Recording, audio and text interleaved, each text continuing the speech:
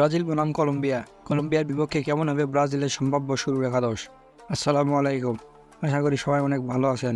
29শে June Copa আমেরিকার 2 নম্বর ম্যাচে প্যারাগুয়ের বিপক্ষে মাঠে নামে ব্রাজিল। প্যারাগুয়েকে 4-1 গোলের ব্যবধানে হারায় ব্রাজিল।